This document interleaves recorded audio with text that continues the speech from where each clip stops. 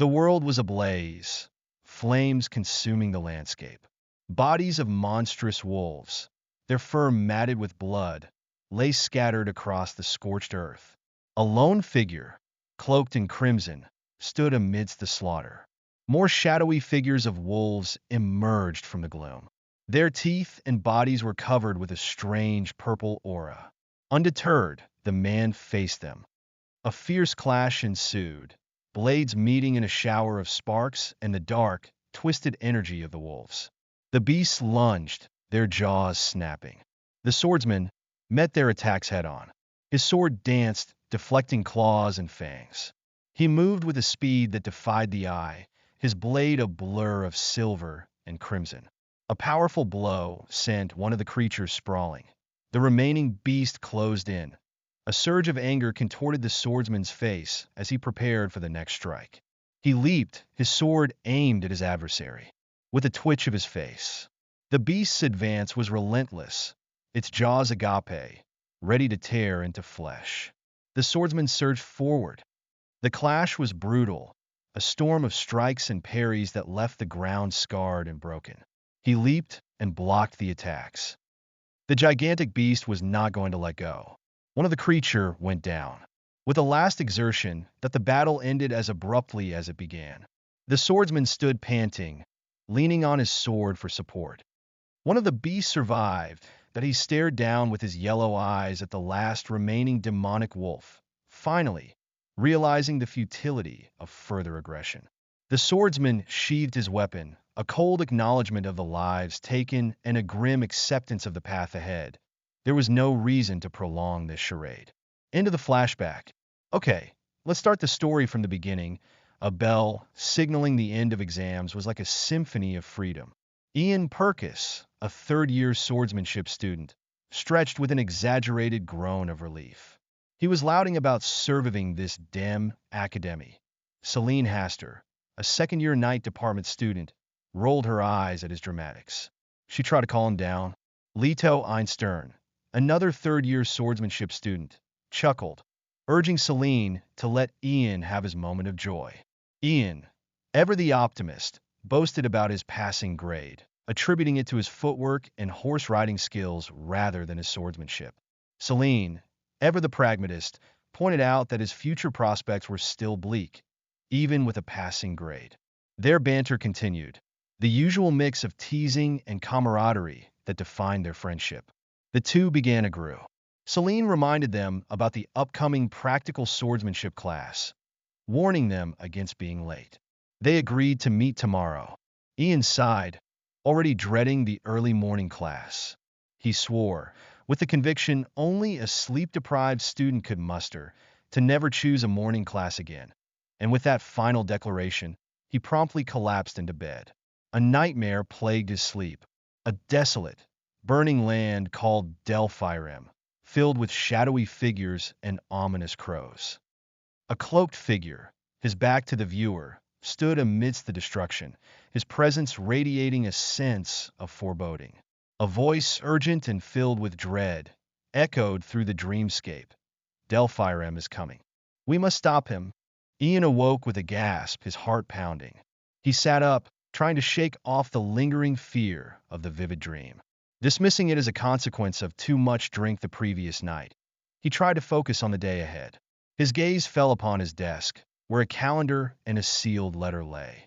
The date on the calendar was wrong, and the letter was unexpected. He picked up the envelope, noting the elegant seal.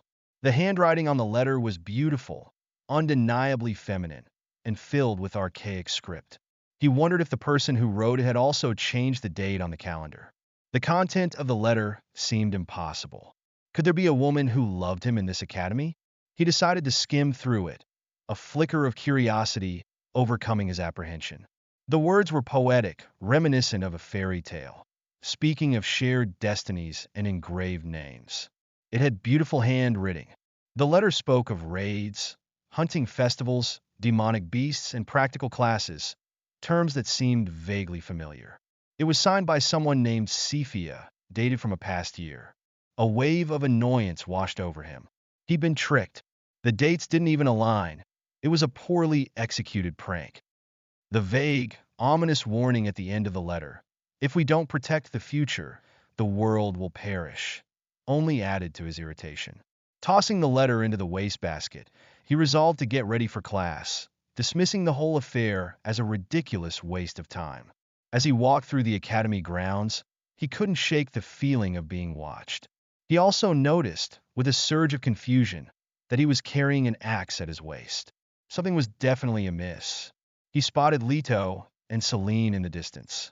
They were avoiding him, their expressions wary. He tried to get their attention, but they brushed him off, clearly uncomfortable. Leto, however, noticed a change in him, a clarity in his eyes that hadn't been there before. Suddenly, Leto exclaimed that the evil spirit possessing Ian had finally disappeared. Ian was bewildered. They claimed he'd been acting strangely for a week, treating them like servants. They even mentioned an exorcist and threatened him with an axe. He held up the axe in question, his mind reeling. They flinched, clearly traumatized by the sight of it. The pieces began to fall into place. The nightmare, the letter, the strange behavior. Could it all be connected? Had he really been possessed? He was relieved it was over, but then they dropped another bombshell. He had apparently beaten Syria Yurdina, the top second-year student and a renowned swordswoman, hospitalizing her for a week. This was unbelievable. What kind of evil spirit could have made him do such a thing? And now, to make matters worse, he was scheduled to face her again in today's swordsmanship class. He was starting to understand the nightmare he had, and why he felt so weird. He opened the love letter he received. Flashback to last week, Syria Yurdina struggled to rise. She gripped her sword, the weapon that had never failed her before, now feeling strangely heavy in her hand. Ian stared back, his yellow eyes blazing with an unsettling intensity, a stark contrast to his usually unassuming demeanor. The clash of their swords echoed through the training grounds. Ian sent Syria sprawling backwards.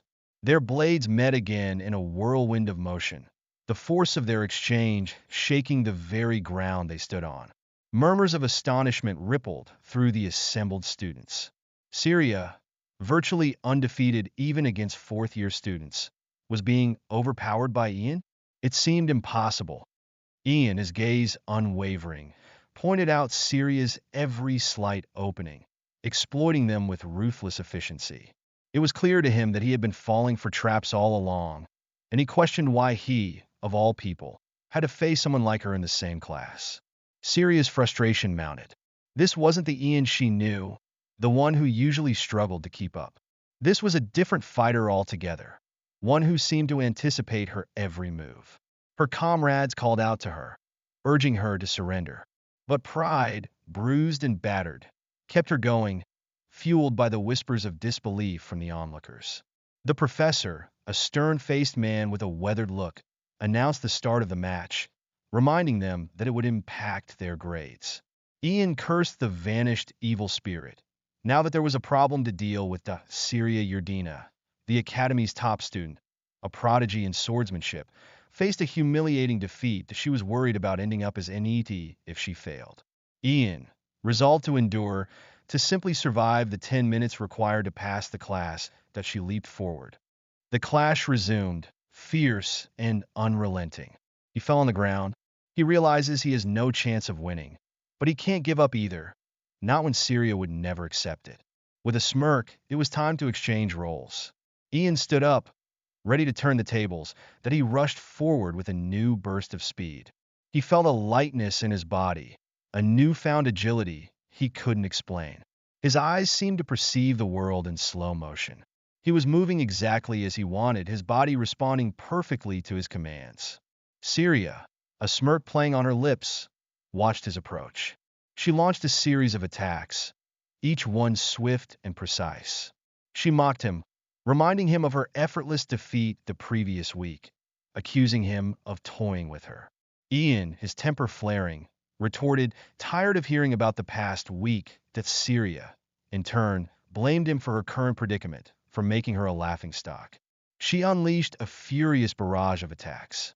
Yet, Ian found himself reacting with an almost preternatural awareness. His kinetic vision and reaction speed had improved dramatically. He parried and dodged, somehow keeping up with Syria's relentless onslaught. She attacked from all directions. Side, below, front, a continuous assault designed to overwhelm. It was a struggle, but he managed to hold his ground. He was pained by her many unnecessary moves. Syria warned him not to charge in just because he saw an opening, reminding him to assume it was a trap. Ian scoffed, pointing out that her advice contradicted her actions from the previous week.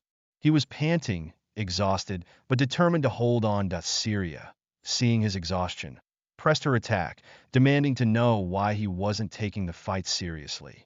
A glimmer of understanding dawned in Ian's eyes. He realized that while his strength had grown, Syria's had as well. She, too, was making more unnecessary movements, a testament to their shared, albeit inexplicable, growth. Their swords clashed once more, a dizzying dance of attack and defense. Ian, pushed to his limit, knew that if he called it quits now, Syria would never let it go. Syria, her expression shifting from anger to a predatory grin, acknowledged his newfound seriousness. She declared it was her turn to show him what she could do. With a final, desperate lunge, she struck. Ian, caught off guard, felt the impact. The professor announced Syria's victory, giving Ian a 5-second grace period to rise. Ian lay on the ground, reflecting on the unbelievable events of the past week. The possession, the duel with the top student. The professor began the countdown. Ian knew he had to make amends, to return to being a normal person. Syria realized he had taken the hit on purpose. The final blow to his pride was done purposely. She vowed to continue challenging him, even if he refused or skipped class, until he experienced the same humiliation she had felt. Ian, struggling to his feet, questioned her relentless pursuit, accusing her of treating him like an archenemy for something he couldn't even remember. The professor intervened, offering Ian the option to withdraw. Ian, however, refused. He was tired of running, tired of the confusion and the fear. He was ready to face Syria, to fight back, even if it meant ripping her pride to shreds once again. Their eyes locked, a silent battle of wills raging between them. Syria, surprised by his newfound resolve, found herself cornered. Ian felt the surge of power, the thrill of the fight, coursing through him. Ian, resolute, declared he couldn't run away any longer. Syria, taken aback, stared at him. Ian prepared to deliver his final blow. He had finally caught a glimpse of Syria's swordsmanship, the path of her blade, the timing of her swings. Syria, her focus sharpened, urged him to concentrate. Ian challenged her, "Come at me." Syria, accepting the challenge, declared her intent to utterly destroy his pride. The power of Syria's sword was visible. He could see the path of her sword. She lunged, her movements swift and graceful, a whirlwind of deadly intent. But Ian, with his enhanced perception, anticipated her every move. He stepped aside, avoiding her attack with a precision that surprised even himself. Their swords clashed again, the sound ringing through the training grounds.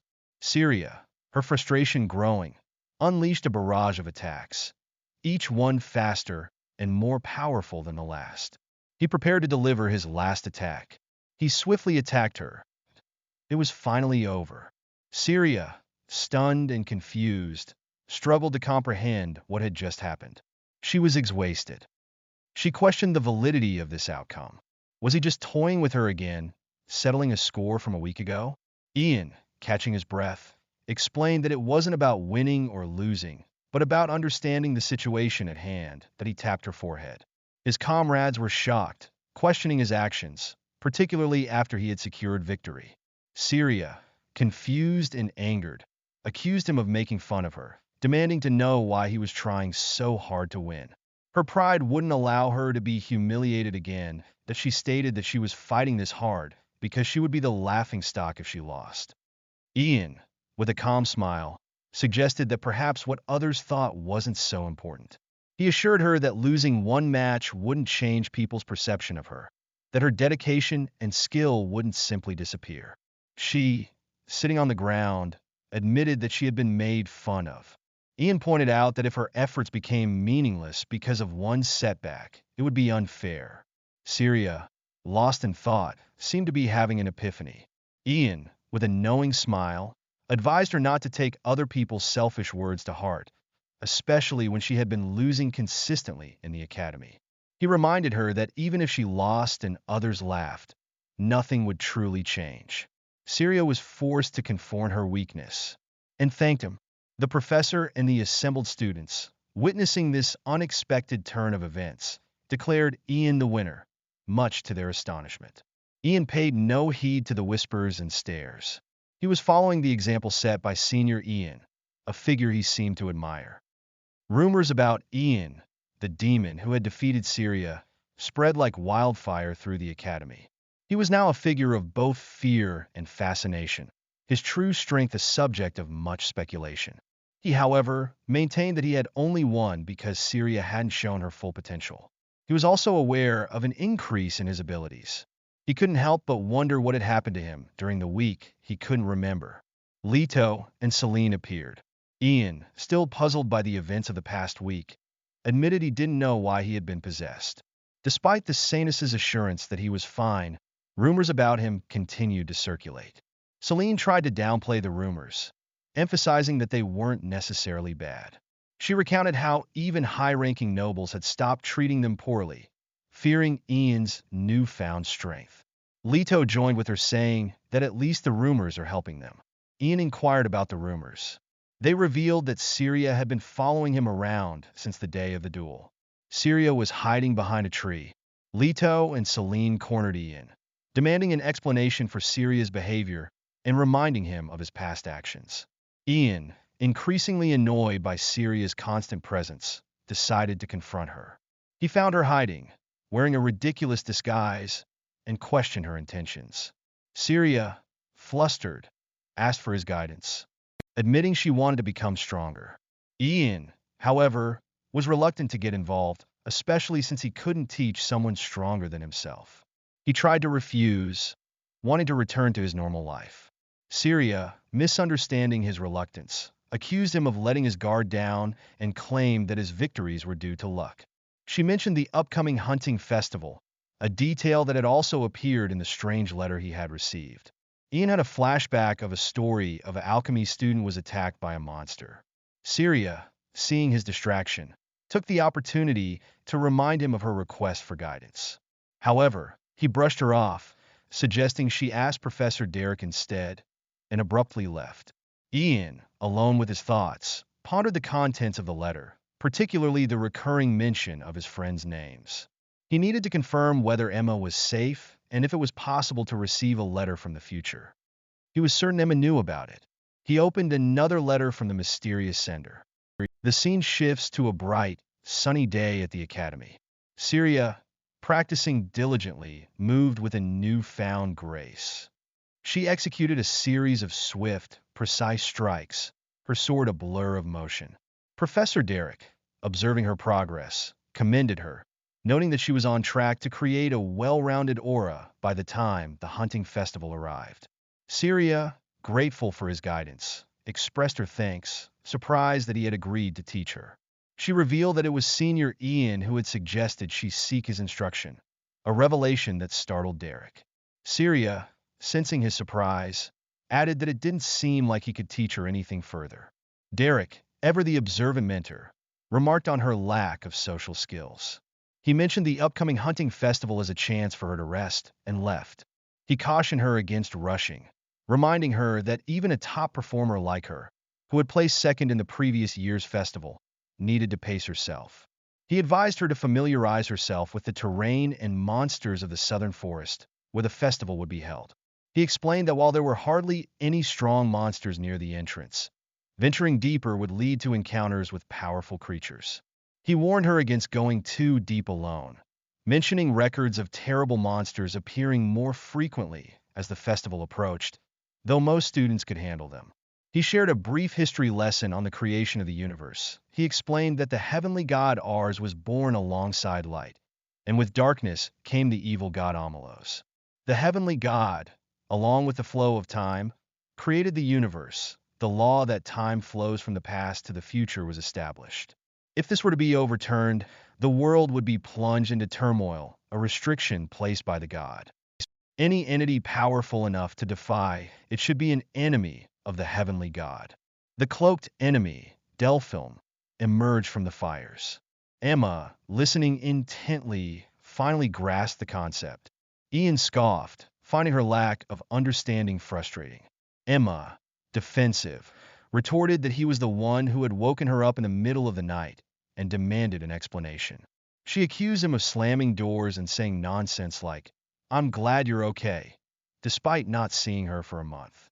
Emma, with mock sympathy, told Ian to learn some common sense, criticizing his tendency to lose track of things when focused. Ian, exasperated, apologized, admitting she was being meaner than usual. Emma, appeased, agreed to explain things one more time. To go back in time, one needed immense strength. The only being with that much power was Delphilm, the servant of the evil god. Ian, piecing it together, realized that the letters he had been receiving might have been sent by Delphilm himself. Emma reminded him that they weren't even sure if such mythical beings existed. She declared the whole idea of receiving letters from the future impossible and urged him to secure his room. Ian, however, couldn't shake the feeling that he was being treated like an idiot, especially for believing in the letters. Emma, seeing his frustration, offered him a gift: 2 presence-erasing drugs, a new product she had been working on. Ian, mistaking them for invisibility potions, eagerly drank one, only to discover that it tasted awful. Emma explained that the drug didn't make him invisible, but erased his presence. She suggested he close his eyes and try to sense her, using it as a test. Ian, closing his eyes, found he couldn't sense her at all, as if he had turned into a ghost. He realized that remaining silent after hiding would give him a tremendous advantage during the hunting festival. Emma, however, quickly found him, much to his shock. She explained that while he didn't have a presence, his body odor was still detectable. Disappointed but undeterred, Ian decided to take the other drug and test it in the forest. Emma warned him not to go alone, especially with rumors of monsters behaving strangely, and suggested he call her first. Ian, assuring her he would put the potions to good use, set off. As night fell, a radiant glow filled the sky. Ian lay in bed, frustrated. Another cryptic letter, filled with archaic script, lay discarded on the floor. He wondered aloud who was sending them. Suddenly, he heard a commotion outside his window. Leto appeared, furious, demanding to know where Ian had run off to earlier. He revealed that Emma had been found with her stomach ripped open, a victim of a monster attack while gathering medicinal herbs. Ian, despite the letter's warning, insisted that Emma was fine. A chilling image of Emma, seemingly lifeless and surrounded by a dark aura, flashed before his eyes. He held on to the mysterious letters, the 4th one. The scene shifts to a somber atmosphere within the Academy's chapel. Emma lay in a makeshift bed, seemingly lifeless. A saintess touched Emma's hand.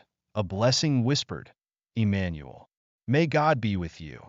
Leto and Ian arrived, Leto providing the grim news. Emma had been found at the entrance of the forest, likely attacked by a monster. The saintess explained that monsters didn't usually appear in that area, suggesting Emma must have let her guard down. She added that a potion, mimicking death, had saved Emma's life. Ian, stunned, questioned the saintess, who clarified that even divine power wasn't all-powerful. She mentioned the possibility of a miracle with a high-value offering, but Ian, a mere herbalist's son, knew he lacked such resources. The saintess, with a somber tone, advised them to prepare for the worst, as Emma's father would soon arrive. Ian, refusing to leave, declared he was the last person to see Emma. He had something to tell her father, something that might be their last chance to meet. The saintess, urging them not to blame themselves, offered a blessing for peace of mind. She then used the spell Emmanuel. Once more, overwhelmed with guilt and frustration, Ian punched a wall. He questioned why a monster had appeared at the forest entrance, blaming himself for Emma's fate, wishing she had been able to run away. Ian, leaning against the wall, watched him with concern. Emma's father arrived, his cries of anguish echoing through the chapel. He rushed to his daughter's side, begging Ian, whom he addressed as young master, to help him. He pleaded to see Emma's face, but for hygienic purposes, he wasn't allowed. Leto and Ian lamented their lack of resources, their inability to offer anything that could help. As mere countryside nobles, they could only assure the grieving father that the priests were doing everything they could. Ian, remembering the presence-erasing potion Emma had given him, presented it to her father, explaining it was a new potion she was proud to have developed. Emma's father refused; he couldn't use it. In exchange, Emma's father, clutching his daughter's hand, begged Ian not to forget her. Ian wondered if there was truly nothing he could have done. He regretted not taking the letters more seriously, not giving Emma a more specific warning. He looked at a pile of the strange letter. He couldn't ignore their contents any longer. Determined, Ian resolved to find Sepia, the letter's author, and ensure the events described never came to pass. Leto, misinterpreting his intentions, teased him about finally getting a girlfriend. Ian, exasperated, corrected him, explaining his quest to find the letter's writer. Leto, unable to find any record of a Sepia in the student register, suggested it might be a fake name. He asked what made him so anxious about a girl. Ian, ignoring Leto's teasing, insisted he just wanted to ask her something. Leto, finally relenting, agreed to stop his jokes. He pointed out that sepia was the name of a flower, suggesting a connection to someone from the north, where the flower was common. Ian, connecting the dots, realized that the Urdina family's territory was in the north. He decided to investigate further, but then he remembered Syria. Ian's crazy fan was waiting for him. He deduced that Syria was the most likely candidate, being the only one he knew from the snow-covered north and a member of the Urdina family. Syria offerun. In compensation for his earlier lessons, Syria presented Ian with a large bag of gold, an exorbitant amount that shocked him. She explained it was a gesture of gratitude for his guidance, realizing she had been rude not to offer anything in return. Ian, puzzled by her desperation for his guidance, learned that Syria felt she had nothing left to learn from anyone else, that only people you could not defeat still had secrets to teach. He reiterated that he couldn't teach someone like her, that she would progress on her own. Syria, mentioning the upcoming hunting festival and its importance, this was her last chance. Ian, remembering the letter's mention of Sepia's participation in the festival, saw a glimmer of hope. If he could become stronger, he asked Syria to train with him, hoping to confirm if she was indeed Sepia. Over the next few days, Ian and Syria trained together, though he still hadn't managed to confirm her identity as Sepia. He did, however, learn a few things. Syria had zero social skills. She was nicknamed Rude Urdina, though not out of malice, and she struggled with interacting with others. He also discovered that Syria, despite her relentless training, didn't understand the concept of rest, relying heavily on healing potions, which didn't address the underlying tension and fatigue in her joints.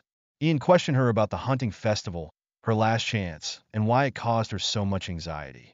Syria revealed that while she wanted to face someone in her 4th year, it didn't mean it was the end. She explained that the more time passed, the lower her chances of going against that person became. If she were to go against the head of the family, she would be exiled immediately. That person was Delphine Urdina, the top student of the swordsmanship department's 4th year, Syria's half-sister, and the future head of the family. Syria insisted she still had a chance even after Delphine graduated, as Delphine was within the academy. The 5th letter. A flashback revealed a brutal scene. Syria, defeated on the ground, lamented the unfairness of changing the rules of a one-on-one duel. She praised Syria for fighting her despite having no allies, acknowledging that gathering and using people was also a part of one's skill. Syria, equally exhausted, realized everyone in Urdina was on her sister's side, making it impossible to find allies within the group. If only she had some of her own. Back in the present, Syria, a sad look on her face. Ian, sensing her readiness, confirmed she could move now. He thought that if Syria was one of his allies, perhaps he should ask her to become his ally. The narrative shifted, introducing the hunting festival as an event beloved by Emperor Aeolus. Emperor prepared intensely, drawing his sword amidst a scene of past battles, recognizing the festival as a major event held at the academy, a competition to see who could hunt the strongest magical beasts. The magical beasts in the southern forest where the festival took place were left untouched for this specific purpose. Ian thought of Syria, who was supposed to take part in the hunting festival. Celine rushed towards Ian, urging him to go together with her. Ian, flustered by her urgency, questioned her rush. Celine, exasperated, accused him of being an idiot, clarifying she had asked a simple question. She reminded that even the match ended they stayed friends. Annoyed, she questioned why he takes Syria's side. Ian, trying to placate her, made an embarrassed face. Celine did not take it and kept getting angry. Ian tried to change the topic by asking if Celine had changed her perfume. She insisted it wasn't perfume, successfully diverting the conversation by suggesting it might be her new facial cleanser. Syria asked if Ian knew about the day's practical exercises. It would be her first time.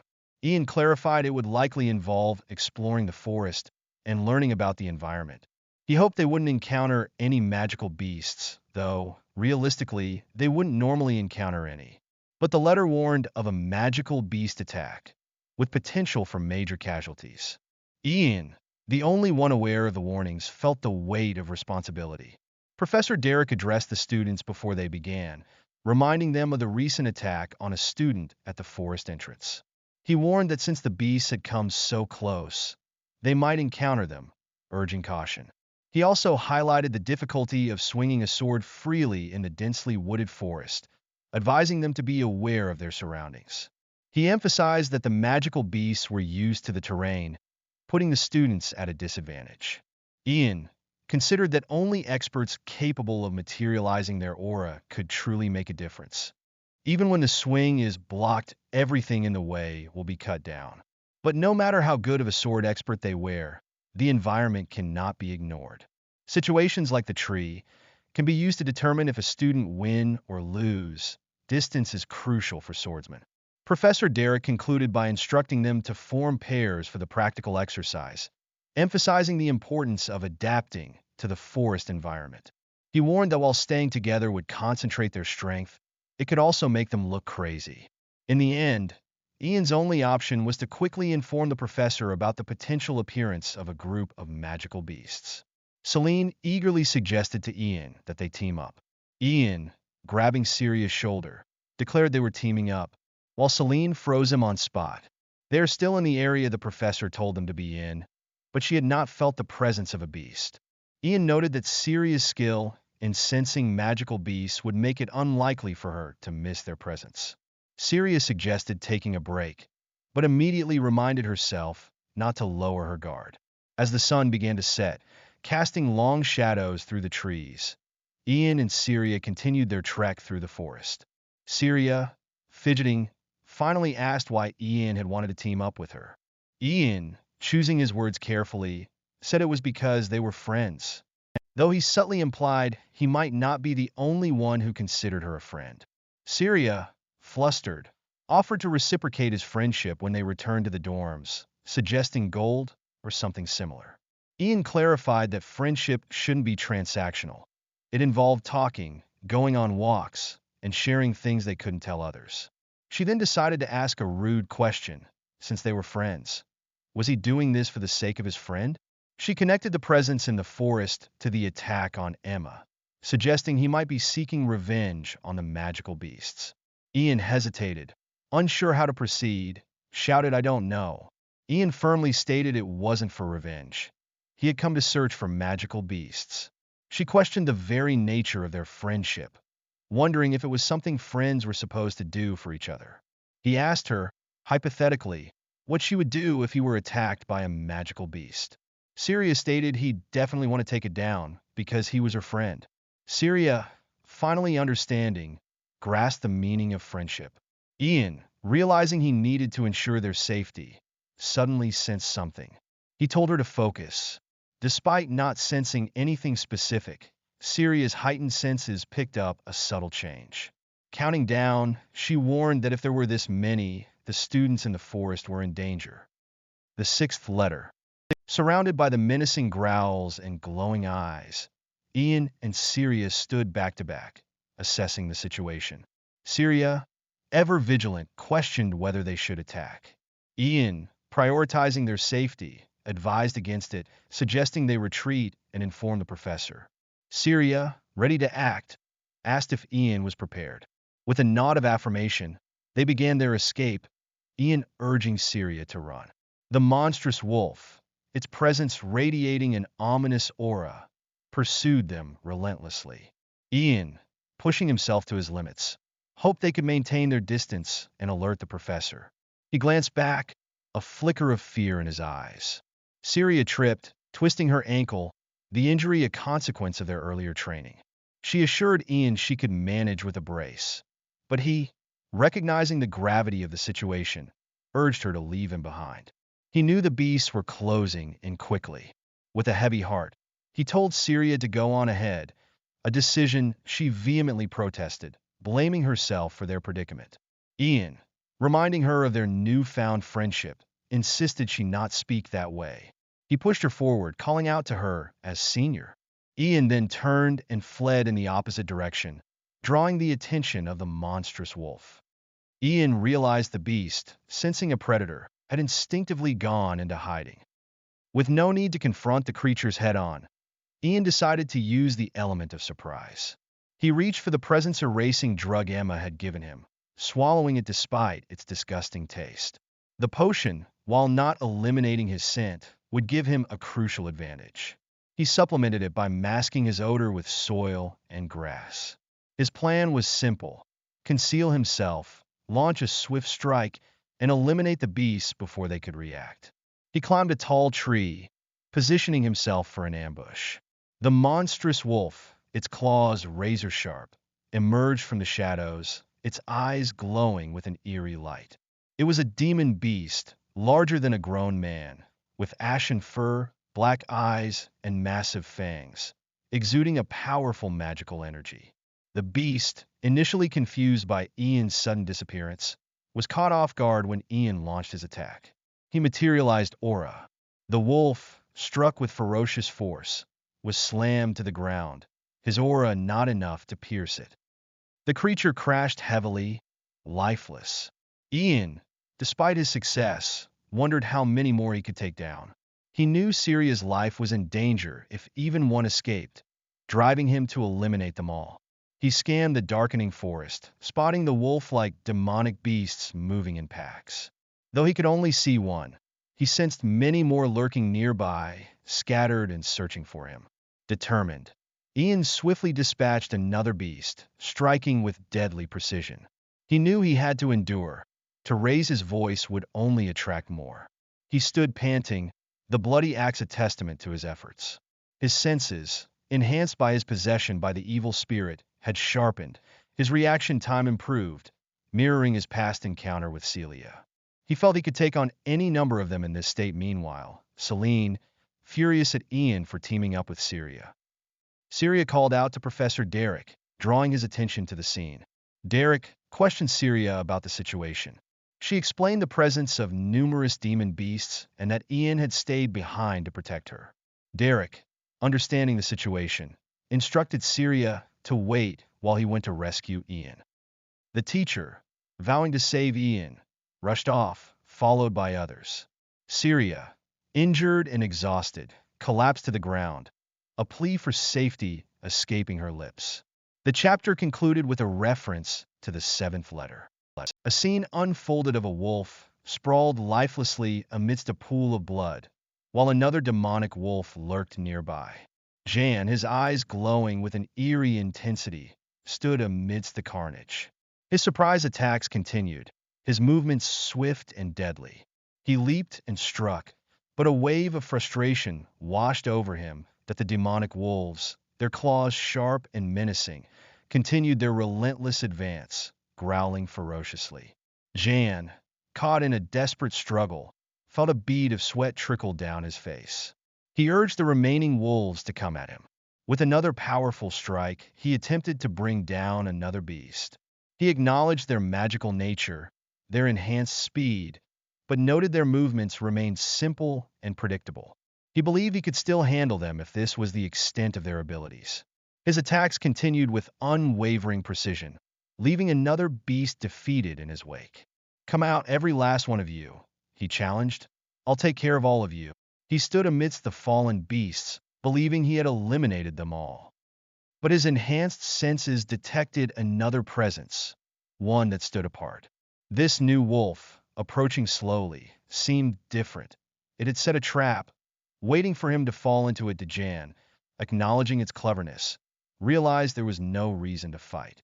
A familiar, chilling scent reached him, a scent he could never forget. The smell of Emma's workshop, the scent clinging to a piece of fabric in the wolf's mouth. Fury ignited within him. He recognized the beast, the one who had attacked Emma, that the piece of fabric was undoubtedly from Emma's robe.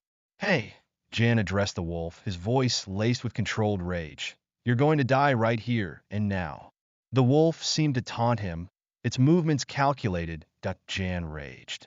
The wolf's confident demeanor suggested it believed it could defeat him in the same way. Jan recognized it as a high-ranking magical beast. He knew he had to test it out, understanding that a single mistake could cost him his life. The wolf lunged, its jaws snapping. Jan narrowly avoided the attack, the beast's speed almost catching him off guard. It launched another assault, its movements a blur to the beast, its teeth bared, relentlessly pursued him. It managed to bite down on his sword, cracking some teeth in the process. Jan, his face a mask of exertion, struggled against the beast's strength, lamenting its toughness. The wolf continued its ferocious onslaught. It outpaced him in both stamina and speed. He mocked at the beast and its acrobatics, offering to sell it to a circus. That he continued by mocking it, stating that he will beat it in half. He knew the fight couldn't drag on. He needed to end it while the beast was still toying with him. Though he admitted he didn't want to resort to such a dangerous method, Wolf attacked without reservation, sending a powerful magic beam, sending Ian flying. The wolf, continuing its relentless attacks, left him no room to breathe. That it seemed all that was left for him was to fall to his death. But Jan continued to hold on. The chapter concludes with the 8th letter. The demonic wolf unleashed a torrent of magical energy, a blinding beam that struck Ian with tremendous force. He was sent hurtling through the air, crashing hard onto the forest floor, the impact leaving him breathless and disoriented. The monstrous wolf, wreathed in dark energy, stalked towards him, its eyes glowing with predatory intent. Ian lay sprawled on the ground, his vision blurred, his body aching. He could only stare, his golden eyes reflecting a mix of pain and defiance. The wolf continued its advance, its massive form radiating an aura of menace. It was toying with Ian. It ripped open Emma's belly as if playing with her. Blood splattered across the ground, a grim testament to the ferocity of the encounter. Ian, clutching his injured side, knew he had to act. With a surge of adrenaline, he channeled his inner strength, determined to make the beast pay for what it had done. Ian started accusing the wolf that it gladly walk up to him to rip his guts, despite the fact that he did not do that to it. He knew that the wolf would lower its guard if it thought him weak, exposing its own guts for the taking. He unleashed a counterattack, a precise strike aimed at the wolf's vulnerable point. His movements were swift. Ian mocked the beast. Ian told the beast that it should have just killed its prey right away and not play around, just like what it did to Emma. He mocked the beast by stating that its arrogance is what killed it. As another blast of energy shot forth, he declared a chilling promise that the beast would remember who killed it, and that name was Emma. That the leaves fell as if it was just a scene. Professor Derek, finally arriving at the scene with the other students, desperately searched for Ian. He found him, alive but battered, the ground around him torn and scorched by the battle. A wide crater, evidence of Ian's powerful, final strike, marked the spot where the monstrous wolf had fallen. Derek, his face etched with concern, realized the sheer force of Ian's attack. He sensed two presences approaching from a distance, one of which was almost certainly Ian. Syria, her face pale with worry, rushed forward, asking for Ian's location. Celine, close behind, echoed her concern. Derek, turning back to the group, explained that they would find out what happened if they continued further. Celine, spotting something, called out to Syria, and then screamed Ian's name, finding him lying on the ground, seemingly unconscious. Leto, ever the comedian, remarked that they were a bit too late. Derek laid down on the ground with Syria's face. A flashback began, revealing Ian's recollection of waking up in the temple after the ordeal. According to the Saintess, Professor Derek had carried him there after he fell unconscious, killing the magical beast. Ian's bandaged hand came into view, a testament to her own injuries sustained during the escape. Ian reflected on his gamble, and that it worked, allowing him to avenge Emma. But the victory felt hollow, as it wouldn't bring her back. Leto commented on Ian's extended internal monologue, prompting Ian to dismiss him as a dumbass. Ian stated that if Leto came to pick a fight, then he should leave. Leto, in his usual teasing manner, pointed out Ian's recklessness in acting cool in front of a girl. Ian defensively questioned Leto's words, prompting Leto to remind him about the presence-erasing potion Emma had given him. Celine jumped to asking, why did he not give to Syria? Leto explained Ian's risky choice, that hiding Syria and fetching the professor would have been safer than fighting alone. Ian, realizing the truth in Leto's words, admitted his foolishness. Leto, seizing the opportunity, chimed in, claiming Syria had been constantly visiting Ian at the temple, hinting at her growing affection for him. Ian, flustered, dismissed Leto's remarks, attributing Syria's frequent visits to guilt. Celine, relieved, embraced the awakened Ian, oblivious to his discomfort. She declared that she was glad he was all right. Leto suggested Ian buy him a drink with a bounty reward for defeating the magical beast. Celine, surprised, asked about the reward, learning it was 70 gold pieces. Ian, annoyed, expressed his lack of awareness of the bounty. Celine, ignoring Ian's discomfort, held his hands and excitedly suggesting they go eat monster meat, specifically drake meat, at a specialty restaurant.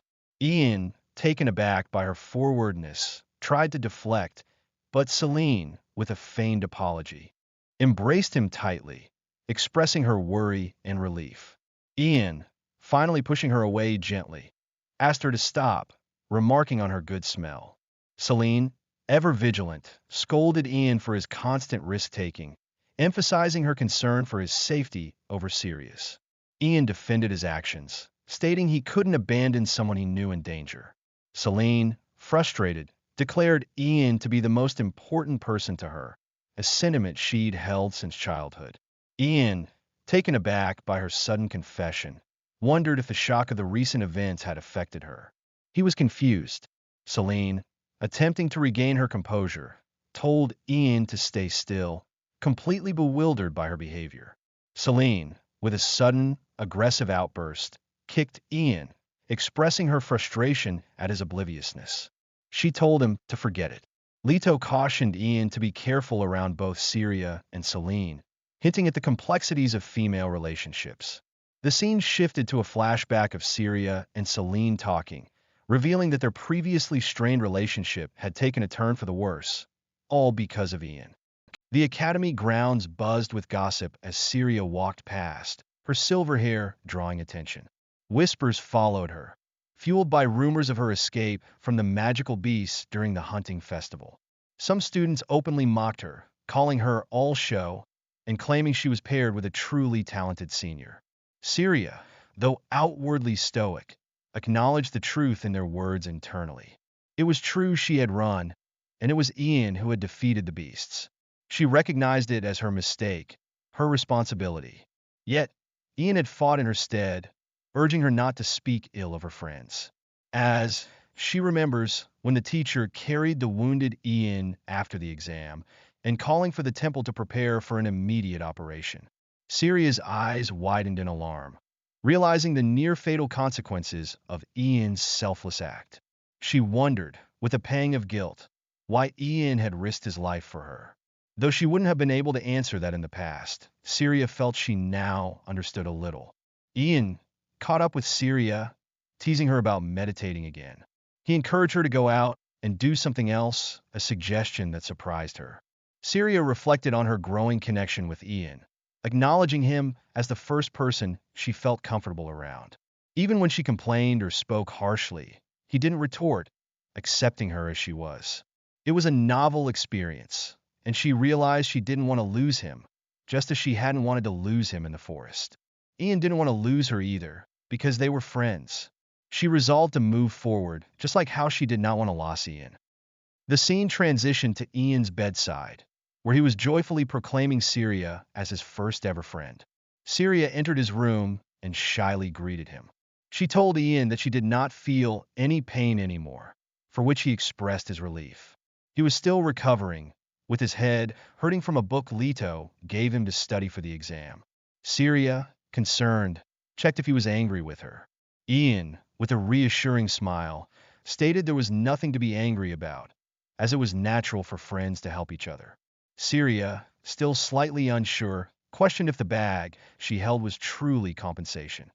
She clarified that it was the reward money from Professor Derek, intended for him as the one who defeated the magical beasts. Ian, surprised, examined the contents, a hefty sum of gold coins. Syria questioned if he had added extra, to which Ian firmly stated that her life wasn't something that could be bought with gold. Their hands brushed as she handed him the bag, a moment of unexpected connection. Suddenly, Celine burst into the room. Greeting Ian with boisterous enthusiasm, Celine immediately switched to a concerned tone upon seeing Syria, then back to her usual cheery self.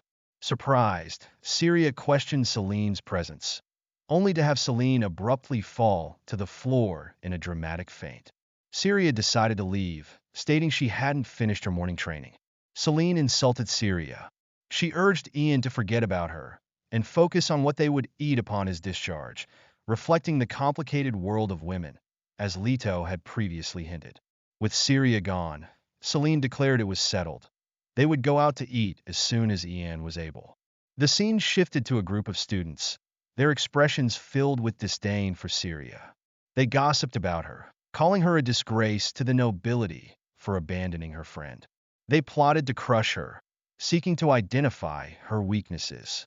A voice, laced with warning, cautioned them to be careful, reminding them of the Urdina family's power.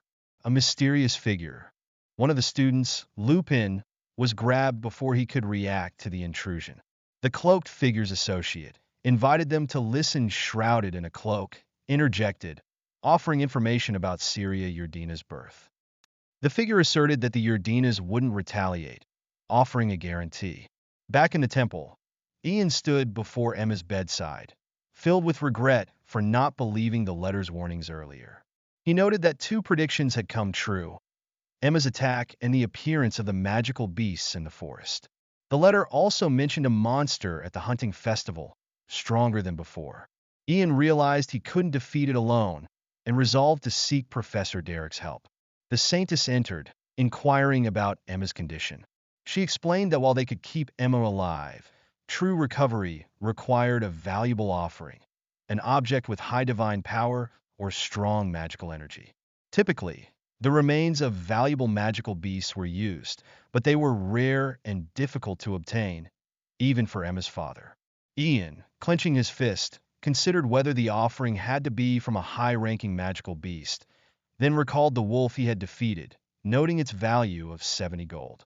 The Saintess confirmed that it wouldn't be enough, suggesting an adult of that species might suffice. Ian, thanking her for the explanation, decided to continue watching over Emma with the Saintess, hoping for a miracle. He internally wondered if the monster mentioned in the letter could be used as an offering, but knew he couldn't handle anything stronger than the previous beast on his own.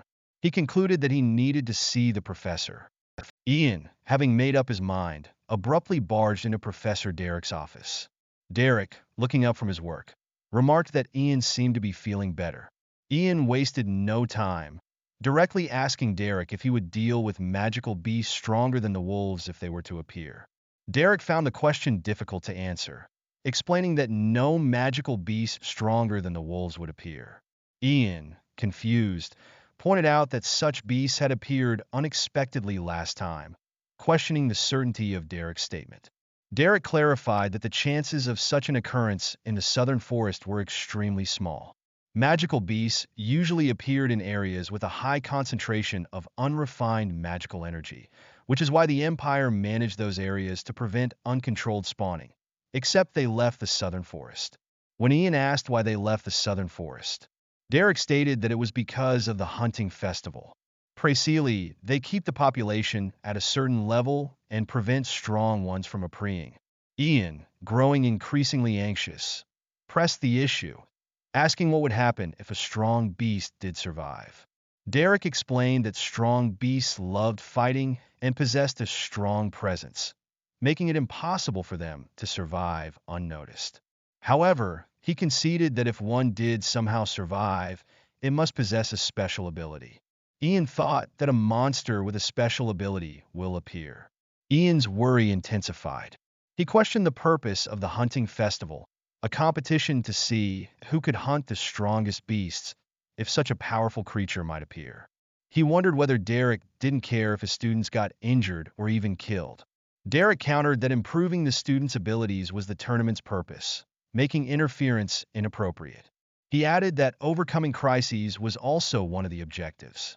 Ian, however, realized he couldn't rely on Derek's intervention, recognizing that he would have to handle the situation himself. Time passed, and Syria continued to endure the whispers and scorn of her fellow students. The gossip, which had quieted down for a while, had resurfaced. A group of students, including the ones who had previously conspired against her, openly mocked her, bringing up the rumor that she grew up without a mother. Syria, carrying a tray of food, was directly confronted by the group. She chose to ignore them, not wanting to waste her energy on their taunts. The students, undeterred, continued their harassment, mocking her just as they always had. One of them deliberately tripped her, causing her to fall and spill her food. Syria, landing hard on the floor, gritted her teeth in suppressed anger. The expansive academy ground stretched out before them. Ian, walking through the academy, reflected on Syria's plight and the ongoing rumors. He questioned the wisdom of ignoring the situation, wondering if it would spread throughout the empire if Syria's family intervened. He recalled a rumor about Syria being a disgrace to her family because her mother was from the lower class. He mused that the only one likely to defend her was that senior, Ian Purkis. Spotting the group harassing Syria, he realized with a jolt who they were targeting Ian, intervening, as the student denied doing anything.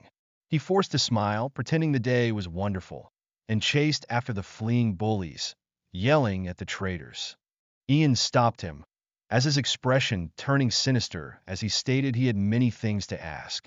Later, Ian was seen slamming a door open, questioning why the swordsmanship department needed to study topology, complaining about areas and lines. He was then shown a newspaper article, and he reacting with shock.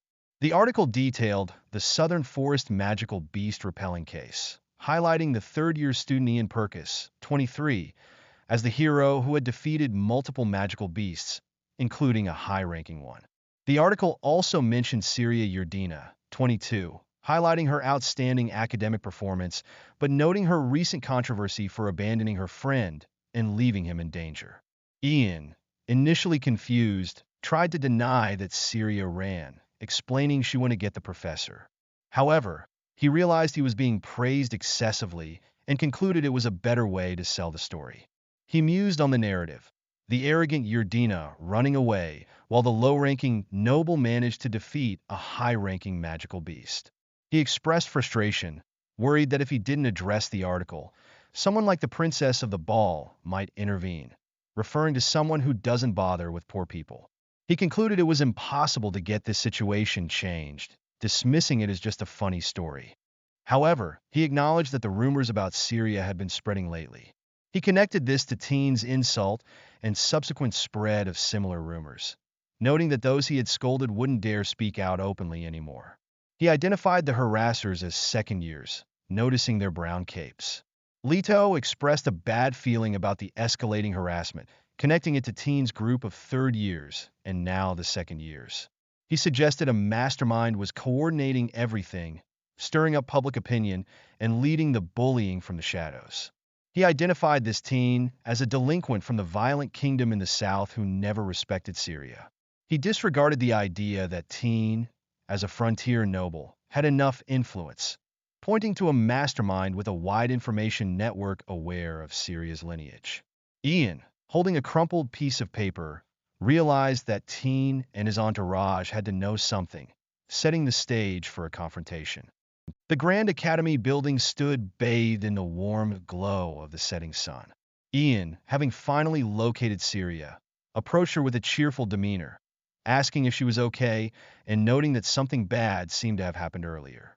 His eyes, however, betrayed a flicker of intense focus, hinting at the underlying seriousness of the situation.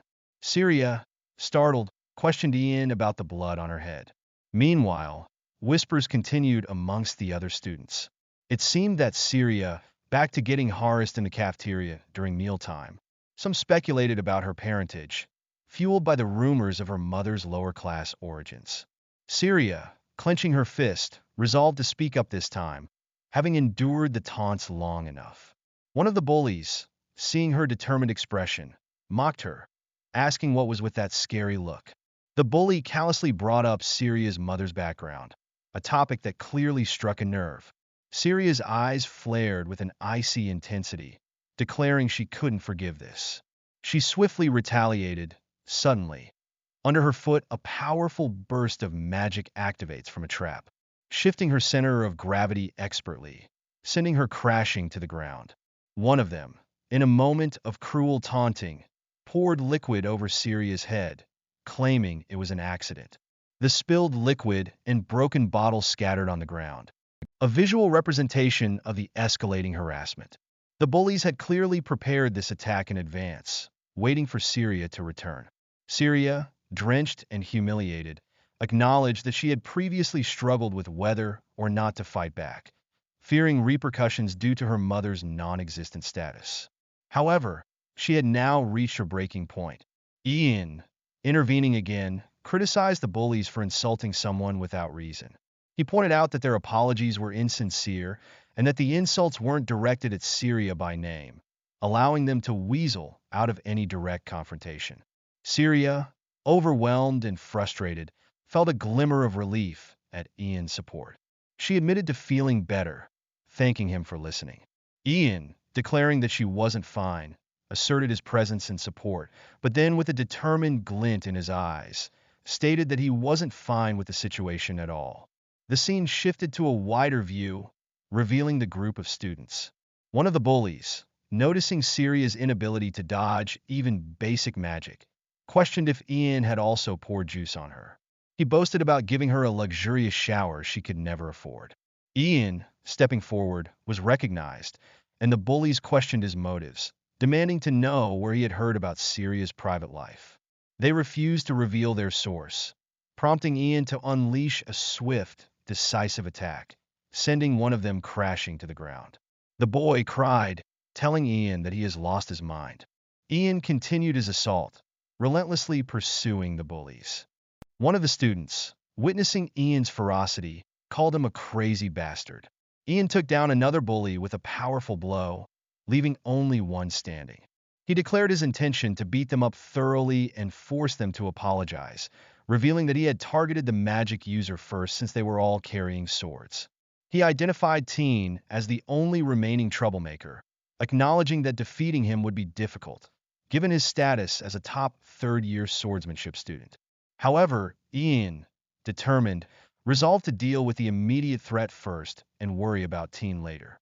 He charged forward, shouting at the remaining bully to get him, with the remaining bully crying out in panic, urging Ian to attack him as well, setting the stage for another swift takedown. He believed that he could beat them. With rapid succession, one of the students, shocked, questioned Ian's strength as he delivered another blow. Ian declared one down, with two more to go. The remaining bully yelped, and Ian continued his relentless attacks, with students yelling die.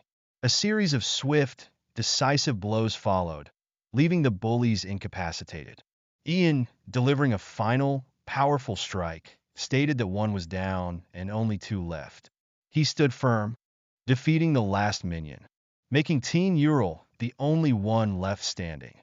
Ian, his eyes blazing with a fierce intensity, declared that Teen Eitri was the only one remaining. Teen stood ready, his hand resting on the hilt of his massive sword. He questioned how Ian's skills had improved so dramatically, wondering if he had received some miracle drug from Yerdina during their morning training. His own aura flared, crackling with energy. Ian accused Teen of being a sly bastard, questioning how he knew about the training with Syria and accusing him of spying. He declared, as an aside, that Ian had been catching his attention lately, reminding him that he'd beaten Yerdina twice. With a burst of speed, Teen launched his attack. His movements were swift and powerful, forcing Ian to react defensively. Teen mocked Ian's power. Ian, gritting his teeth, acknowledged Teen's strength. He knew that if he didn't react to Teen's moves, he would lose. He realized that despite his own increased magic power, Teen's skill with a magic sword was still far superior. Channeling his power, Teen unleashed a barrage of attacks, forcing Ian onto the defensive. Ian managed to evade a blow and get down. Teen, impressed, acknowledged Ian's toughness, but warned him that he couldn't win by just running around. He threatened to shut Teen's damned mouth and challenge him to try, promising to admit defeat like a man if Ian succeeded. He boasted that men of the fierce southern kingdom were willing to bear the consequences of a fair fight. Ian scoffed at the notion of a fair fight, calling it rich coming from someone who harassed Syria simply because he couldn't beat her. Teen, seeing an opening, shouted above and launched another powerful strike. Teen's speed astonished Ian, reminding him of something. He recalled dodging an impossible attack during his first fight with Syria, bending reality itself. He wondered if it was related to the time he was possessed by the evil spirit. Only a master could use spatial steps. Ian suddenly realized what Teen meant. Wait, steps? Feet. He noticed the ground around him was soft, his eyes widening in understanding. It was all gouged up from the earlier fight. This was his only way to win. Intrigued by Ian's technique, Teen anticipated that Ian would be able to dodge his attacks. Ian, however, continued to evade, buying himself time. Teen, growing impatient, questioned if Ian had given up on fighting back. He declared he'd finish Ian off, preparing to unleash another powerful strike, driving his foot into the softened earth. Ian countered with a precise attack, aiming at Teen's exposed point of balance. The blow connected, sending Teen tumbling. Ian withstood the attack. Teen, surprised and struggling to regain his balance, was caught off guard. Ian seized the opportunity, grabbing Teen by the throat. He warned Teen to stop rambling and shut up, delivering a powerful blow to his face. Ian, his face contorted with fury, called Teen dirty bastard and scum for attacking someone from behind, vowing to smash him to a pulp. Teen, finally down, lay defeated. Ian, breathing heavily, declared it was finally peaceful and quiet. Another student, Lupin, emerged, defiant and threatening, claiming his noble status as the third son of Count Rainila. He demanded Ian bow down, only to be met with Ian's dismissive challenge, egging him on to be smashed to pulp too. Ian turned to Lupin to get a confirmation on the source of their rumors. Lupin, awakened by Ian's blow, denied knowing anything, claiming a green-haired girl had told them about Syria. He insisted he had no idea who she was, only that she had mentioned Syria's mother. He swore it was all he knew. Ian, stepping away, seemed to accept Lupin's explanation, deeming it useless to expect anything from him. He warned Lupin, telling him to carve it into his skull that there would be no next time. With that, he declared that Syria should be fine for a while, as the bullies wouldn't dare try anything behind his back, knowing he would retaliate. However, his thoughts turned to the person spreading the rumors about Syria's past. Clenching his fist, Ian vowed to find them and crush them. The aftermath of the brutal fight left the training grounds scarred and silent. Syria searched frantically, calling out for Ian and wondering if something had happened to him.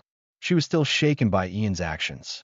Internally, Syria chastised herself, acknowledging that she shouldn't let her emotions get the better of her, even if she was angry on Ian's behalf. She was aware of being called an orphan. Nearby, two female students continued their malicious gossip, one with dark hair and the other with green highlights. They mocked Syria, whispering insults about her parentage. The green-haired girl and a dark-haired girl standing together. Syria, clenching her fists, struggled to control her anger. She felt powerless to stop the constant barrage of insults, drawing unwanted, pitying attention. The bullies speculated cruelly that her upbringing was flawed, snidely suggesting she only got half of one. Teen, recovering from his defeat and overhearing the continued taunts, finally had enough. He confronted the two gossiping students, questioning their sudden boldness. He warned them to leave Syria alone, threatening them with consequences if they didn't. The two girls, startled by Teen's intervention, tried to downplay their words, claiming they were merely acquaintances. Teen scoffed, pointing out there was no need for excuses, as Ian's actions had rendered their explanations pointless. He revealed that Ian was responsible for their injuries. The two girls, along with the other injured students, were visibly shocked. Teen turned his attention to Syria, telling the onlookers to stop staring. He acknowledged Syria by name and apologized, promising not to bother her anymore. Syria, surprised by his change of heart, remarked that he could have avoided the embarrassment if he had acted this way earlier. Teen, his expression serious, explained that he had a reason for making a big deal out of the situation. If rumors spread, it was better for it to appear as though a crazy guy had taken them down, referring to Ian. He admitted that while he disliked Syria, he respected her strength and powerful backing. He also acknowledged that finding allies was a skill in itself. Finally, he advised Syria to tell Ian what had happened. A third student, observing the scene, quietly remarked that Teen was cleverer than he'd thought. Syria, seemingly flustered, stammered. The bullies, now thoroughly cowed, apologized profusely, promising not to repeat their actions. Syria reflected that if she had simply endured the bullying, she wouldn't have needed Ian's help. However, she recognized that she couldn't keep relying on him. She resolved to handle things on her own from now on. Back at the temple, the saintess greeted Ian with a playful jab, asking if he enjoyed hurting himself. She mentioned that she had heard about him beating up 8 people, implying that she would have made a bigger deal out of it if it weren't for the involvement of the Ranella family. The saintess confirmed that Count Ranella was displeased. Though Lupin, the Count's son, had complied, the saintess noted he might be scheming for revenge. Ian, concerned, wondered what he should do if Lupin's family exerted pressure on his own. The saintess assured him that she had explained the situation. She revealed that she had taken Ian's side, partly because of the story he had told her, and also because of a past favor he had done for her. Ian, confused, questioned what favor she was referring to. The saintess playfully chided him for not remembering, telling him not to worry about it, and referring to him as Emmanuel. Ian, taken aback by the name, wondered if she was referring to the evil spirit. He struggled to recall the events of the past week. The saintess, described as a seraphic being he wouldn't normally meet outside the academy, watched him with amusement. Ian, still puzzled, wondered how big of a favor he could have possibly done for her.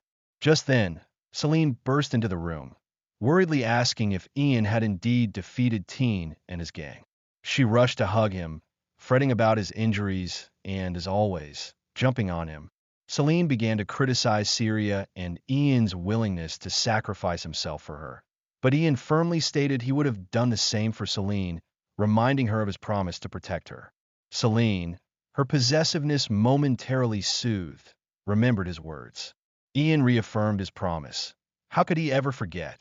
The scene shifts to a flashback, revealing Leto's family's involvement in shady dealings with high-ranking nobles, including the disposal of his uncle as part of their scheme. The flashback shows a younger Celine crying in a flower garden, prompting Ian to decide to protect her. Back in the present, Ian reassured Celine again, saying she was like a little sister to him, and he couldn't ignore her troubles. Celine, flustered and annoyed by being called a little sister, stomped on Ian's foot in frustration. Celine, still upset, accused Ian of ruining their intimate moment. Ian, confused and in pain, questioned what he had done, to which Celine retorted there was no point in explaining it to an idiot like him. Celine decided to deal with Syria's issue. She also hoped it would fade the interest Ian had for her. Back with Syria and the others, it was noted that people bad-mouthing Syria was nothing new. However, the situation had escalated, with people mocking her openly. Many of those involved were high-ranking nobles with extensive networks, confirming what Leto previously told.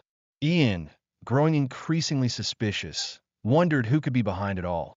Celine clarified that it wasn't just a single individual, but a group, and that there seemed to be a mastermind even within Teen's group of third years. Ian considered the possibilities. It couldn't be second years, as they had little contact with Syria. There was a small chance it could be a fourth year. Celine suggested asking Leto to investigate, given his connections. Ian agreed, adding that the green-haired source Lupin mentioned narrowed down the suspects, specifically mentioning the fourth-year student, a high-ranking noble. The path forward became clear: find the mastermind pulling the strings. Ian walked through the sterile halls of the temple, the quiet echoing around him. He reflected on his recent discharge, a strange feeling of loneliness washing over him in the absence of visitors. Stepping outside, he spotted a familiar figure with fiery red hair. It was Emma's father, who greeted him with a respectful bow. Ian, uncomfortable with the formality, insisted it wasn't necessary. Emma's father inquired about her condition, his voice heavy with despair. He lamented his uselessness as a father, unable to do anything for his daughter, who was barely clinging to life. Ian, ever optimistic, reassured him, promising that a miracle would come. Emma's father expressed his gratitude, mentioning that he'd heard Ian had killed the beast that attacked her.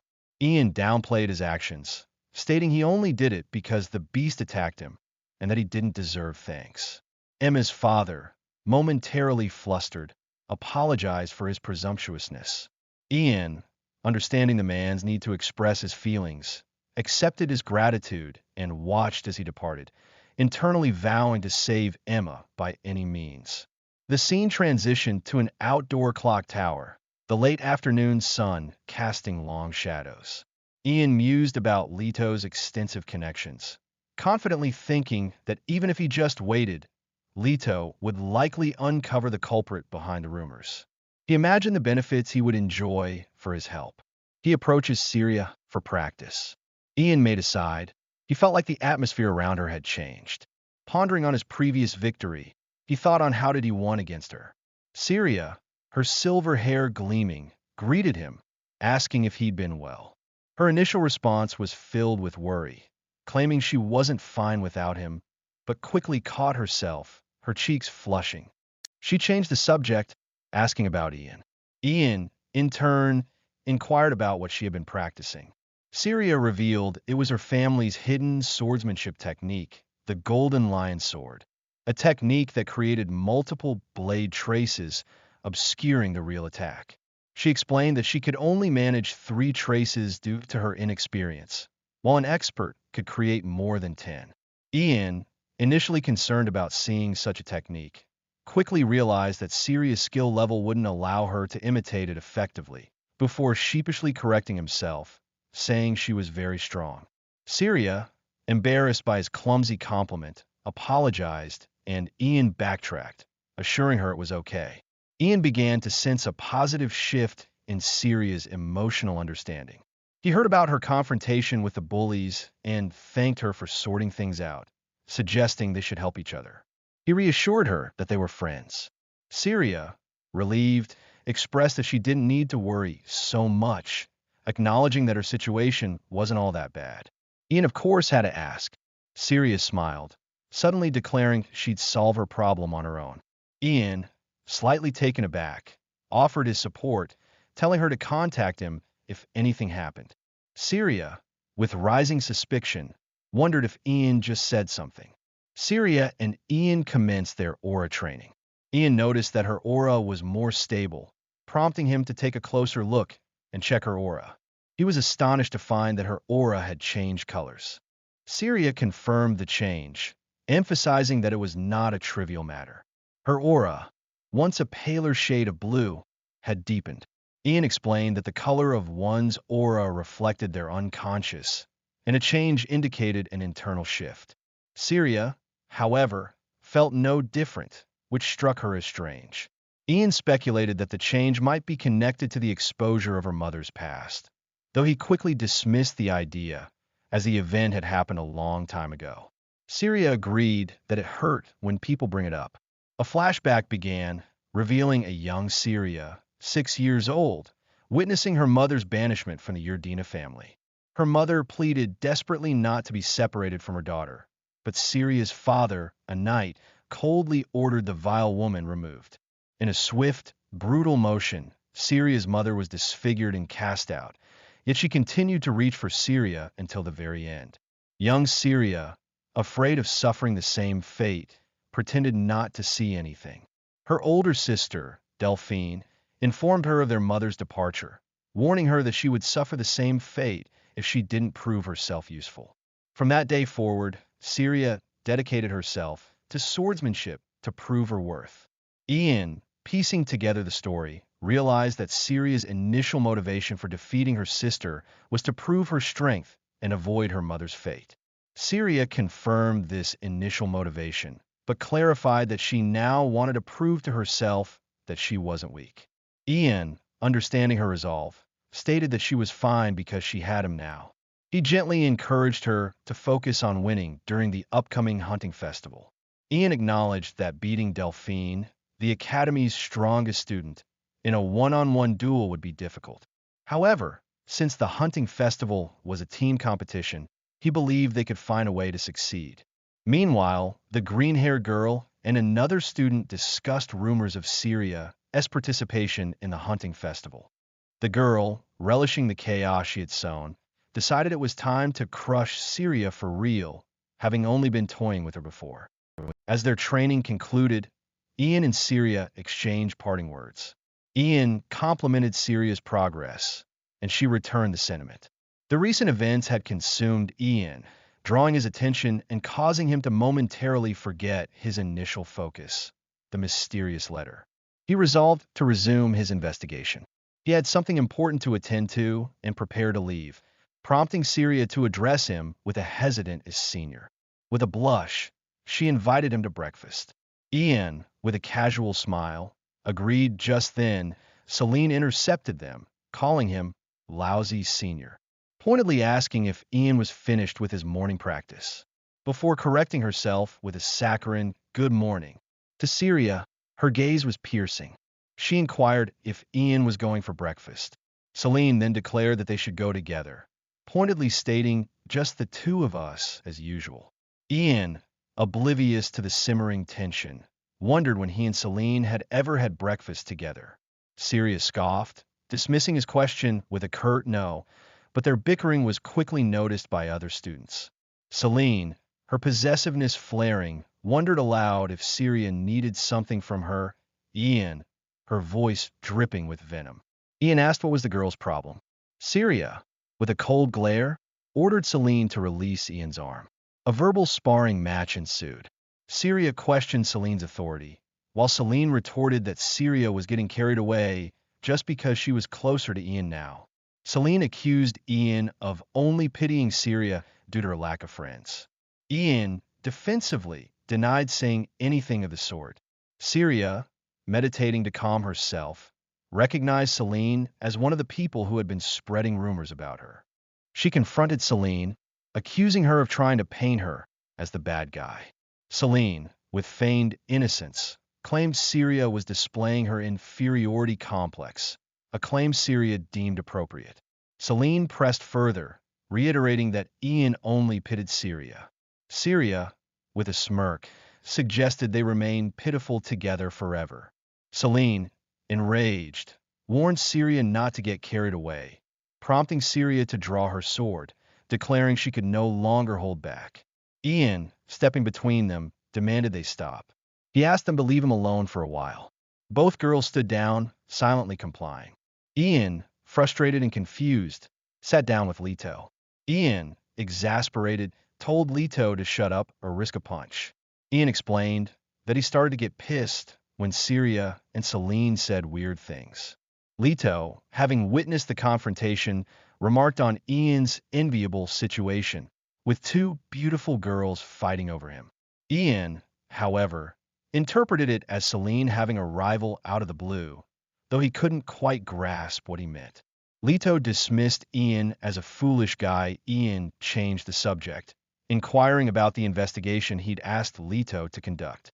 Leto, despite his earlier teasing, was thorough. He justified his slow progress by citing his numerous social obligations, including managing his ex-girlfriends, current girlfriends, and investigating the green-haired girl.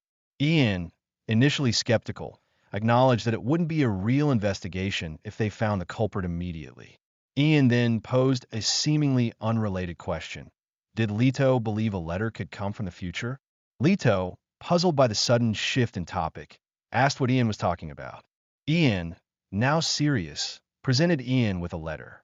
Leto, dismissive at first, accused Ian of playing a prank. However, upon attempting to read the letter, he found it blank.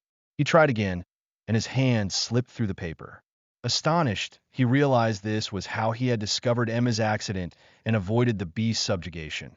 The letter was real and somehow connected to the future. The letter warned of a strong magical beast appearing at the hunting festival. Leto initially assumed it referred to a powerful opponent, given the fourth year's return, but quickly corrected himself, understanding it meant a literal beast. Leto, seeing Ian's serious expression, emphasized the importance of the hunting festival, even though everyone at the academy knew about it.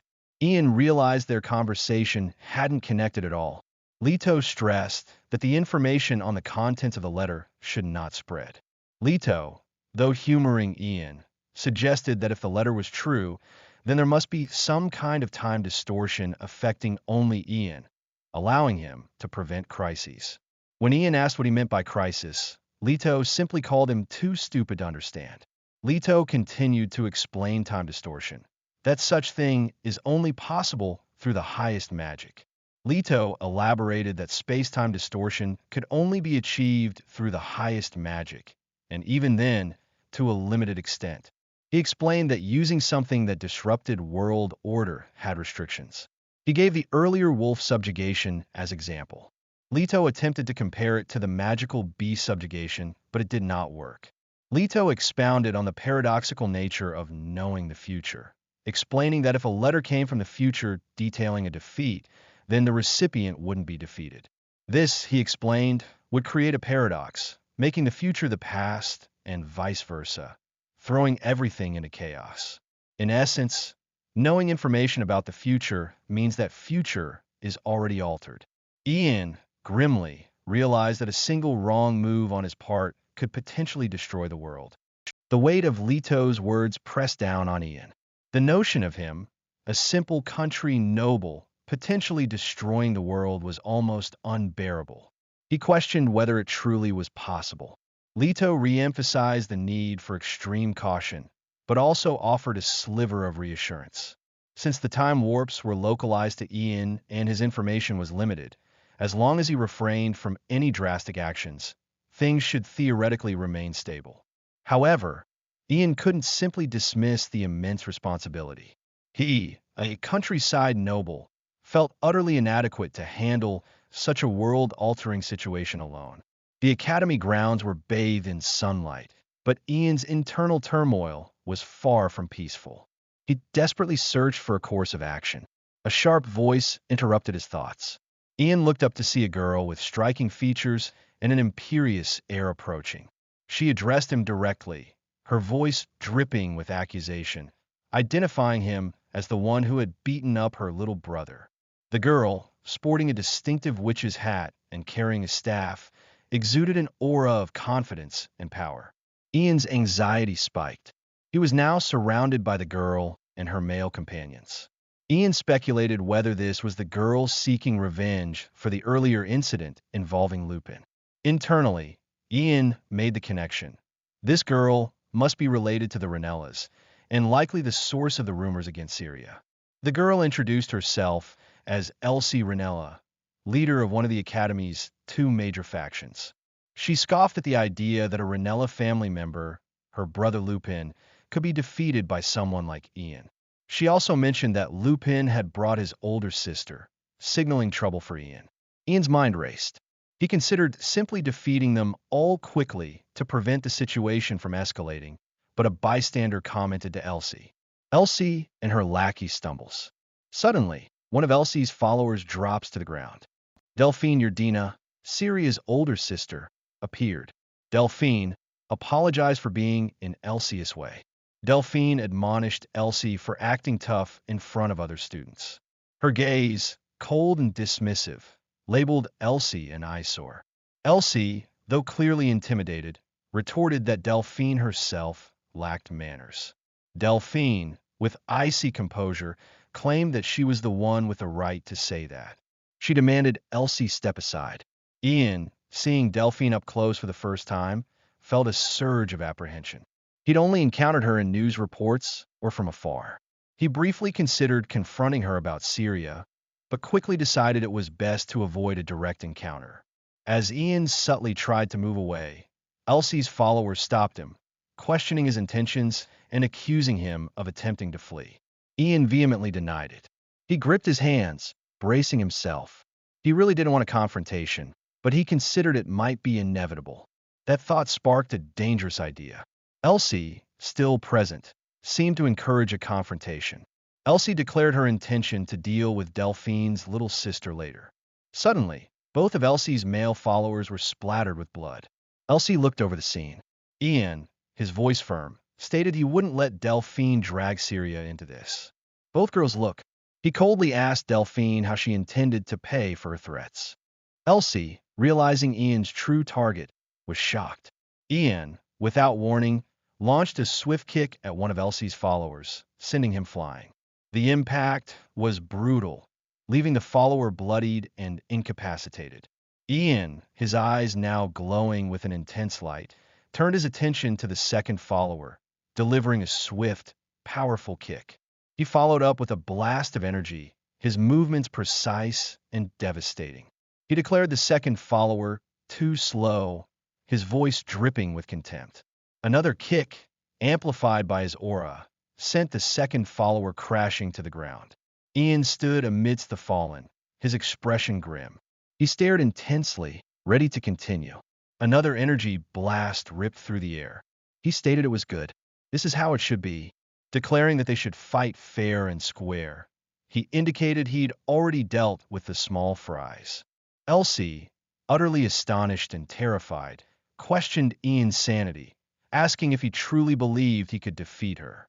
Ian, a chilling smile playing on his lips, responded that he couldn't know without trying. He took a step forward, stomping the ground. He evaded a magical attack from Elsie and retaliated with a powerful kick. He followed up with a concentrated blast of energy. Elsie, who had confidently erected a magical shield. Ian, his smile widening, offered to give her another chance, eager to see how long her shield would last. The battle continued, Ian's relentless assault pressing against Elsie's magical defenses. Elsie, still confident, declared that Ian was delusional if he thought he could break her shield. She acknowledged his initial moves were decent and that he'd taken out her followers, but a third year like him could never defeat her. Ian, his eyes glowing intensely, pressed his attack. Elsie cried out in frustration as Ian's sword relentlessly hammered against her weakening shield. He declared that she was full of confidence and questioned if she'd still be running her mouth when her shield broke. Elsie, boasting that she was one of the best magic users in the academy, scoffed at his efforts. She wondered aloud if he really thought that continuous hitting would break her shield. Meanwhile, Elsie thinks to herself that while the fool focuses on swinging, she would be casting a spell to crush him. Ian, his expression fierce, continued his assault, shattering her magical barrier. He continued to pressure her. The onlookers gasped in astonishment, realizing he had broken through her defenses by repeatedly striking. Elsie, desperate and tearful, begged for help. Ian, unmoved, pointed out her sudden change in demeanor, reminding her that she had mocked him in Syria and should have been prepared to fight to the death. Elsie, on the verge of tears, realized Ian might actually kill her. She pleaded, claiming she didn't want to die, but Ian retorted that she shouldn't have started the fight in the first place, stating that death was an essential part of battle when honor was on the line. Ian's would let it slide this time, but he wouldn't be so lucky next time. Ian, turning his attention back to Delphine, walked away from the defeated Elsie. Delphine asked if she may have some time of his having something to discuss with him. The scene shifted to a wider view of the academy grounds. Leto, observing from a distance, remarked that he'd been wondering who the axe-wielding murderer was, only to discover it was Ian. He mused on Ian's unexpected ruthlessness, wondering if he should give him a taste of true fear. Leto then mentioned hearing rumors about Ian meeting Delphine. He confirmed that it had happened, and that he had no idea what they will be discussed, having arranged to meet her later. Leto finally revealed the results of his investigation into the harassment of Syria, stating that was the reason he had come to see Ian. He handed Ian a piece of paper, telling him to read it. Leto, taking the paper, was surprised by Ian's calmness. Ian explained that he was calm for some reason. He added that while they had a few clues, he suspected the reason for the harassment was related to that. Ian asked if Leto had confirmed his suspicions with the information he provided, to which Leto affirmed. Ian questioned what he should do next, stating he would first meet with the person in question and his subsequent actions would depend on their answer. Syria, sitting alone, reflected on Ian's actions, realizing he had fought for her sake again. She examined the letter and noticed the flower. She realized Elsie's attack was solely directed at Ian because he had dealt with the people harassing her. Syria lamented that despite her intention to handle things on her own, she had been helped once again. Ian found Syria looking sad. He tried to comfort her, apologizing for what happened earlier and for treating Celine badly. Syria, with a forced smile, told him not to worry, as she was pissed at that time as well. She expressed her frustration at always being the one helped, but admitted that this time Ian had fought someone who harassed her, and even Elsie had gotten involved. Ian reassured her, telling her she could rely on him.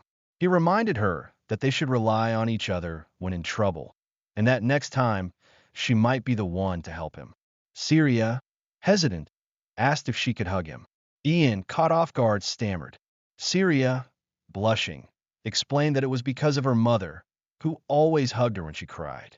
Ian, confused, allowed Syria to hug him, unsure of what was happening.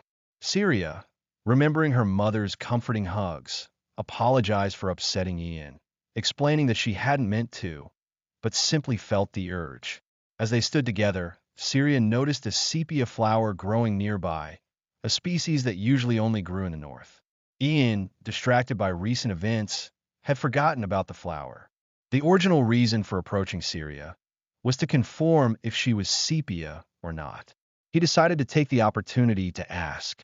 He inquired if Syria liked the flower, to which she replied that her mother had liked it, and so did she. Ian, connecting Syria's emotional response to the flower, wondered if she had renamed herself after it. He realized that the flower must be very important to her, though he didn't understand why she would want to hide her name. Recalling the letter's mention of the hunting festival and the flower, Ian pondered whether Syria was really sepia and the implications of it. He wondered if Syria was the one he was supposed to marry in the future. The sepia flower related to the name that sent the messages, hinting to its importance to the letter sender. He brooded over the letter from the future if she truly was sepia. Ian's destiny took on a whole new and potentially complicated dimension. He dismissed the idea, however, no matter how he looked at it. The letter may be trustworthy, but he should focus in the task at hand. Syria looks calm. Ian decided to press further, asking Syria a more personal question. Syria's, though curious about the sudden change in topic, inquired about his question. Ian took a breath, bringing up the matter of the Yerdina family succession.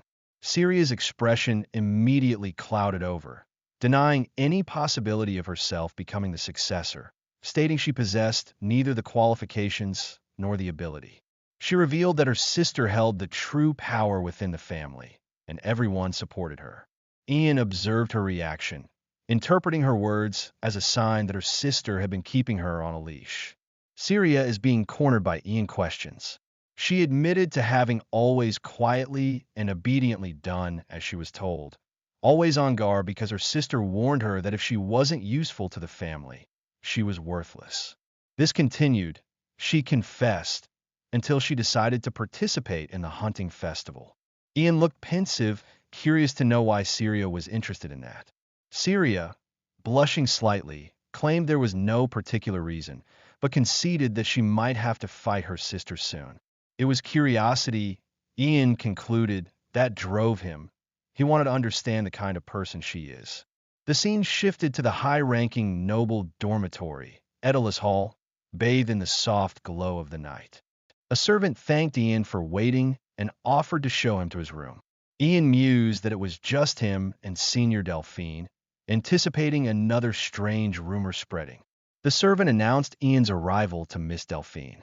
Ian, steeling himself, believed this was his only chance to find out the truth. He excused himself and stepped into the room, greeting Delphine with a polite, "Welcome." Delphine, lounging in a rather revealing outfit, earned her the title of Prince of the Axe from a surprised Ian. His internal monologue questioned her attire before he politely suggested she change, asking if she liked what she saw. Delphine, pleased by his reaction, told him to sit. Ian, regaining his composure, suggested that she should be more mindful of her appearance in front of a man. Delphine simply poured a drink, retorting that there was no need for that. She elaborated, stating that beautiful things make people want to possess them, and a beautiful woman's body is one of those things harmful for men that women cover up to protect themselves from. However, Delphine continued, there was no one who could have her, so she didn't need to worry. Ian silently agreed, acknowledging that there was likely no man in the academy who could defeat her. He admitted his naivete, having grown up in the countryside, but Delphine advised him to get used to such things, as they were a part of everyday life. Internally, Ian felt like she was trying to seduce him. Delphine, with a subtle shift in demeanor, decided to get to the matter at hand. She proposed that Ian become her ally, her Prince of the Axe. Ian, taken aback, questioned her offer, and Delphine, with a hint of a smile, declared that she had never met anyone as interesting and bold as him. She promised that, out of all the Academy's factions, he would receive the best treatment. She is trying to recruit him because she wants him. Ian realized there could not be something like that, and that there must be a different reason. Before responding, Ian decided to ask a question of his own. He inquired if Delphine was aware of Syria's recent harassment.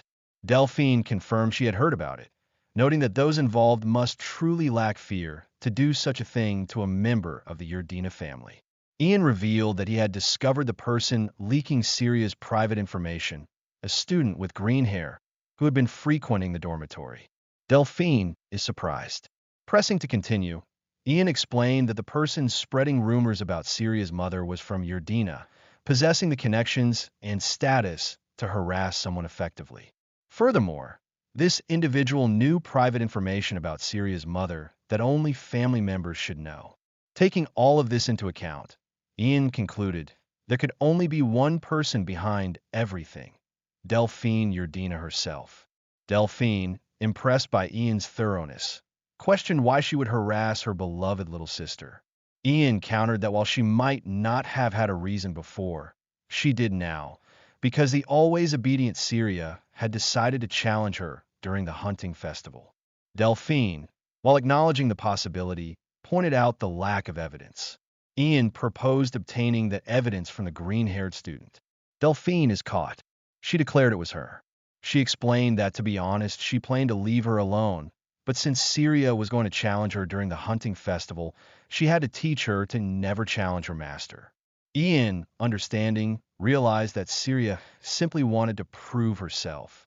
He then returned to Delphine's offer of alliance, admitting that he hadn't expected his abilities to be so impressive.